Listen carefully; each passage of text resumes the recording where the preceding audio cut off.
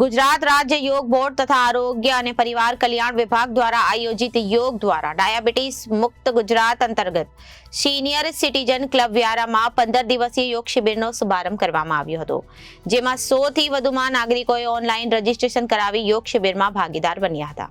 ગુજરાત રાજ્ય યોગ બોર્ડ તથા આરોગ્ય અને પરિવાર કલ્યાણ વિભાગ દ્વારા આયોજિત યોગ દ્વારા ડાયાબિટીસ મુક્ત ગુજરાત અંતર્ગત સિનિયર સિટીઝન ક્લબ વ્યારામાં 15 દિવસીય યોગ શિબિરનો શુભારંભ કરવામાં આવ્યો હતો, જેમાં 100 થી વધુમાં નાગરિકોએ ઓનલાઈન રજીસ્ટ્રેશન કરાવી યોગ શિબિરમાં ભાગીદાર બન્યા હતા।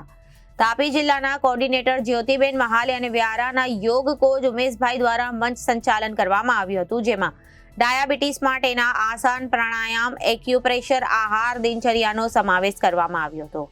ગિલોયનો આયુર્વેદિક કાર્ડ આપવામાં આવ્યો હતો અને તેમજ આરોગ્ય વિભાગ દ્વારા દરેક દર્દીઓનું શુગર ટેસ્ટ કરવામાં આવ્યું હતું। સંપૂર્ણ કાર્યક્રમને સફળ બનાવવામાં ગુજરાત રાજ્ય યોગ બોર્ડ ટ્રેનરનો સહયોગ રહ્યો હતો।